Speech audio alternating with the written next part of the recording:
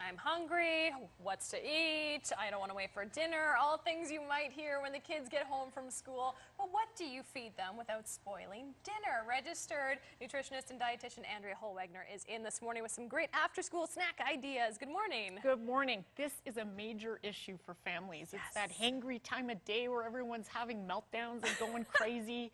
And then you feed the kids and then they don't want to eat dinner.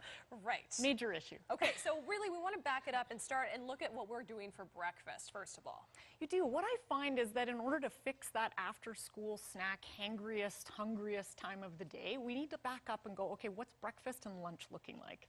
And what I find a lot of families do is they send their kids out the door with breakfast, but it's really carb heavy, but there's no protein, which adds that sustained energy into the day. So that's one major thing that I really want families to think about is how do I get a little bit more protein into their breakfast and their lunches to just provide that sustained energy, blood sugar control for kids. Right, as opposed to those sugary cereals that they love, but we'll have them spiked out by recess and then they're starving and doing tradesies in the schoolyard. You bet. Okay. You bet. Let's talk about dinner time too, because that could be an option. Maybe if it works for your family, adjust it earlier or later. You bet. I often find people are so set on dinner has to be at 5 or dinner has to be at 6. Yeah. And then we get into this tricky time where they've had this big snack and then they come to dinner just not necessarily hungry. So two options, because there's so many different ways to achieve health in your family. Yes. Either consider having a bigger snack because we know they're hungry there, and then just moving dinner later and then just foregoing the bedtime snack. Which works great. It still encourages the family to sit together, which is probably my favorite option.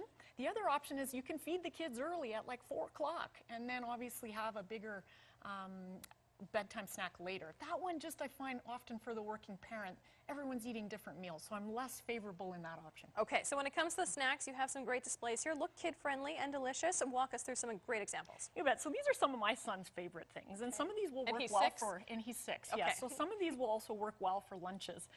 So this one we call fish on a river. So we got cream cheese in here. You can put flavored cream cheese. You could take cream cheese, beat some grated cheese into it if you want to jack a little bit more protein into it. Kids love this. It's so fun. You can even get them building it. It's true. Keep them busy too. This one's ants on a raft. Oh. So because there's so many issues with nut butters and things through the day, either breakfast or after school snack are a beautiful time to add nut butters into the mix. So whether this is almond butter, peanut butter, my son likes these ones because they kind of look like beetles. Right. So, and they're dates, of course, just on a nice whole grain, awesome cracker, and then the peanut butter or almond butter adds some good flavor there. Okay, sounds good. Over here, we've got anything on a kebab is awesome. And people go, I don't have time to do this. Give it to the kids to make them They do love it. this stuff. If you give them a big bowl of stuff to skewer, cubes of cheese, my son loves these little bocconcini mozzarella balls, tomatoes, peppers, anything you can think of to skewer. They actually have quite a bit of fun building these, and that can obviously go into lunch the next day, and then of course make a beautiful sort of yogurt dipping fruit kebab thing.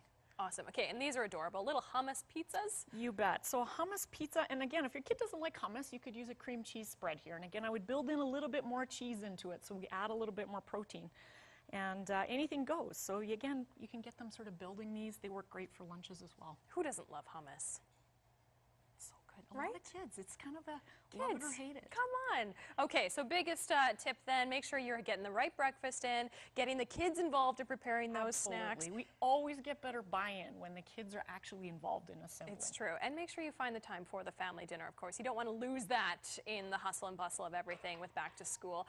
There is the website for more information if you're looking for some great snack ideas and more information about Andrea, healthstandnutrition.com. Thanks so much. Thanks for having me.